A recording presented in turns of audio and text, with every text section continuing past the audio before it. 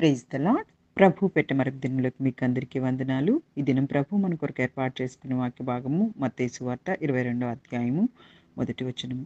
యేసు వారికి ఉత్తరం ఇచ్చుచు తిరిగి ఉపమాన రీతిగా ఇట్లనెను. పరలోక రాజ్యము తన కుమారునికి పెండ్లి విందు చేసిన ఒక రాజుని పోలి ఉన్నది. ఆ పెండ్లి విందుకు పిలువబడిన వారిని రప్పించుటకు అతడు తన దాసులను పంపినప్పుడు వారు రానుండకపోయిరి.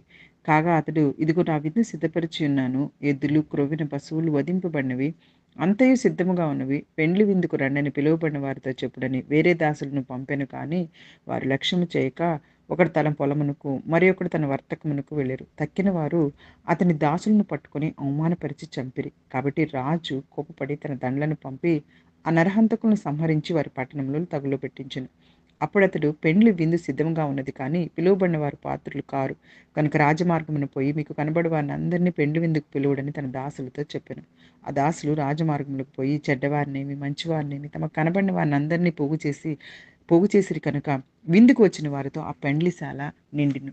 రాజు కూర్చున్న వారిని చూడ లోపలికి వచ్చి అక్కడ పెండ్లి వస్త్రము ధరించుకొనని ఒకరిని చూచి, స్నేహితుడా, పెండ్లి వస్త్రం లేక ఇక్కడికి ఎలాగ వచ్చితివని అడుగ్గా వాడు మౌని అయి ఉండెను. అంతటి రాజు వీని కాళ్ళు చేతులు కట్టి వెలుపట చీకటిలోనికి త్రోసివేయుడి, అక్కడ ఏడ్పులు పండ్లు కొరుకుటై ఉండని పరిచారకులతో చెప్పాను. కాగా పిలువబడిన వారు అనేకులు, ఏర్పరచబడిన వారు కొందరే అని చెప్పాను. హల్లెలూయా, హల్లెలూయా. పరిశుద్ధ దేవుడు ఈరోజు ఈ వాక్య భాగం ద్వారా మనతో మాట్లాడడానికి ఇష్టపడుతూ ఉన్నారు. ఇక్కడ చూడండి, పరలోక రాజ్యాన్ని దేవుడు యేసుక్రీస్తు ప్రభు వారు ఒక ఉపమాన రీతిగా తెలియపరుస్తూ కుమారునికి పెండ్లి విందు చేస్తున్న ఒక రాజును పోలింది. ఆ దినాలలో కూడాను రాజులు పెండ్లి విందును ఏర్పాటు చేసినప్పుడు అక్కడ ఉన్నటువంటి వారి యొక్క అద్భుతమైనటువంటి ఆ యొక్క అన్ని విషయాలను బట్టి కూడాను వచ్చే వారికి ఉచితమైనటువంటి వస్త్రాలను కూడా వీళ్ళే ఇస్తారు. చక్కగా ఆహారాన్ని అన్ని ఏర్పాట్లు కూడాను చేస్తారనమాట. అదే విషయాన్ని ఇక్కడ పరిశుద్ధాత్మ దేవుడు ఈరోజు మనతో మాట్లాడుతున్నారు. పరలోక రాజ్యం తన కుమారునికి పెండ్లి విందు చేసిన ఒక రాజును పోలింది. ఆ పెండ్లి విందుకు పిలువబడిన వారిని రప్పించుటకు అతడి దాసులను పంపినప్పుడు వారు రానుండకపోయిరి. ఇదిగో పరలోక రాజ్యము ఒక పెండ్లి కుమారుడు తన కుమారునికి పెండ్లి విందు చేస్తున్న ఒక రాజును పోలింది. మనందరికీ తెలుసు కదా. మనందరినీ కూడాను ఒక దినము యేసుక్రీస్తు ప్రభు వారు ఈ లోకానికి వచ్చినప్పుడు సంఘం అనేటటువంటి వధువుని యేసుక్రీస్తు ప్రభు వరుడుగా వచ్చి పెండ్లికి తీసుకొని వెళ్ళాలని ఆశపడుతూ ఉన్నారు. ఆ పెండ్లి విందు జరిగేటటువంటి సమయంలో ఎలా ఉంటుంది, ఆ పెండ్లి విందు కంటే ముందు ఏం జరుగుతుంది అంటే, ఇదిగో తన దాసులను పంపినప్పుడు తన దాసులను అనేక మందిని మన కొరకు దేవుడు పంపించిన ప్రవక్తలు, దైవజనులు దేవుని యొక్క వాక్యాన్ని మనకు అందించి దేవునిలో మనల్ని నిలవబెట్టుటకు, ఆయన యొక్క పెండ్లి విందుకు మనల్ని సిద్ధపాటు చేయుటకు మన కొరకు వచ్చినటువంటి దాసులందరూ కూడాను వచ్చి చెప్పిన వాక్యాలను అంగీకరించిన వారు, ఇప్పటికీ మారు మనసు పొందని వారు రానొల్లకపోయిరి. చూసారా, చాలామంది రావటానికి ఇష్టపడతలే. విందుకు పిలుస్తూ ఉంటే రావటానికి ఇష్టపడట్లే, సిద్ధపాటులోకి రావటం లేదు, మనసు మార్చుకోండి అంటే రావటం లేదు, వారి యొక్క సొంత కార్యాలలోనే ఉండిపోతూ ఉన్నారు.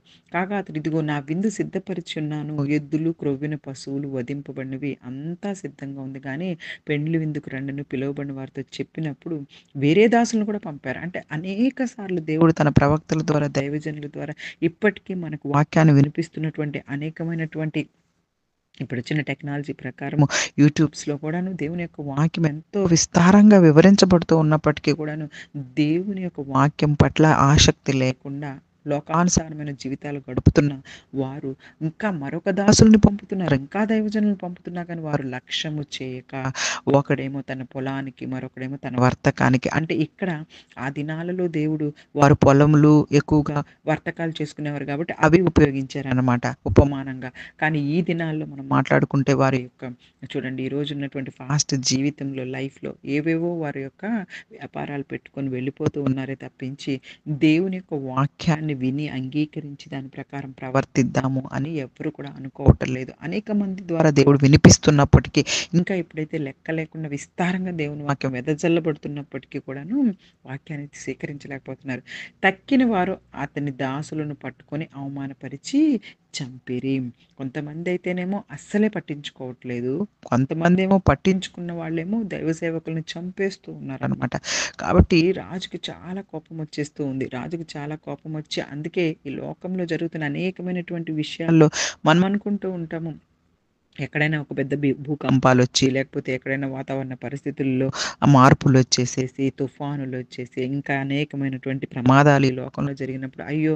ఎందుకింత ప్రమాదాలు జరిగినియి? దేవుడే ఉంటే ఇంత ప్రమాదాలు జరగకూడదు కదా! వీళ్ళందరికీ అని అనుకుంటూ ఉంటాం గానీ, ఇదిగో మనుషులు చేస్తున్నటువంటి అనేకమైనటువంటి పాపములకు ఇదిగో జరుగుతున్నటువంటి ప్రకృతి విపత్తులు ఎన్నో భయంకరమైనటువంటివి మనకి నేర్పిస్తున్నప్పటికీ కూడాను ఆ పాప జీవితంలో నుంచి మారుమనసు పొందనటువంటి జీవితాలు. వారంతా కూడాను సాతాను యొక్క కోరల్లోకి వెళ్ళిపోతున్నారు.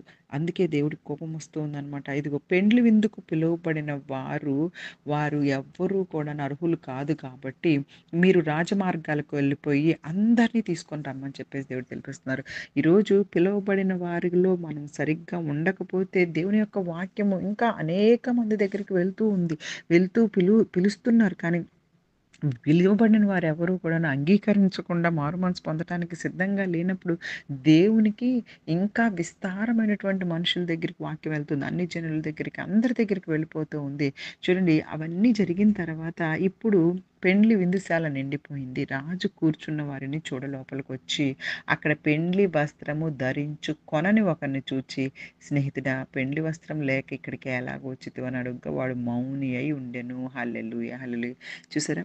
దేవుడిక్కడ వచ్చిన తర్వాత స్నేహితుడా పెండ్లి వస్త్రం లేకుండా ఇక్కడికి ఎలా వచ్చావు అన్నాడు. దేవుడు ఉచితంగా అనుగ్రహించారు. నేను అందుకే మొట్టమొదటి దేవుడు పరిశుద్ధాత్మ దేవుడు మనకు తెలియపరుస్తున్నారు. ఆ రాజు పెండ్లి విందుకు పిలిచినప్పుడే ఉచితంగా వస్త్రాలు అందరికి ఇచ్చాడు. ఉచితంగా వచ్చిన వస్త్రాలని అసలు కొంతమందైతే రావట్లేదు. కొంతమందేమో దైవజనులను చంపేసేవారుగా ఉన్నారు. కొంతమందేమో వచ్చి ఇక్కడేమవుతుంది అంటే, ఇదిగో పెండ్లి వస్త్రాలని దేవుడిచ్చిన పెండ్లి వస్త్రాలను కూడా ధరించుకోకుండా వస్తున్నారు. పెండ్లి వస్త్రాలేంటి? మనందరికీ తెలుసు రక్షణ వస్త్రం. రక్షణ వస్త్రము. ఆయనిచ్చినటువంటి రక్షణ అనేటటువంటి వస్త్రాన్ని ధరించుకోవడానికి ఇష్టపడట్లేదు. బాప్తీసం తీసుకోవడానికి ఇష్టపడటం లేదు. బాప్తీసం తీసుకోకుండా ఎలాగ ఉచితమని మౌనంగున్నారు. వెంటనే ప్రభు ఏమంటున్నారు అక్కడ అంటే ఆ రాజు ఈయన కాళ్ళు చేతులు కట్టి వెలుపట చీకటిలోకి త్రోసివేయుడి. అక్కడ ఏడ్పును పండ్లు కొరుకుటయి ఉండునని పరిచారకులతో చెప్పాను. మనందరికీ తెలుసు ఆ ప్రదేశం ఏంటో నరకమే.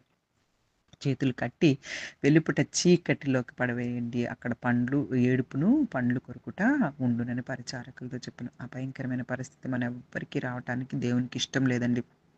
అందుకే పిలువబడిన వారు అనేకులు, ఏర్పరచబడిన వారు కొందరే అని చెప్పాను. కాబట్టి పిలువబడిన వారిలో మనందరం ఉండాలని కోరుకుంటూ, ఏర్పరచబడిన వారిలోకి మనం రావాలని కోరుకుంటూ, ఇచ్చిన ఈ వాక్య భాగాన్ని దేవుడు ఆశీర్వదించి దీవించును గాక. ఆమేన్. God bless you.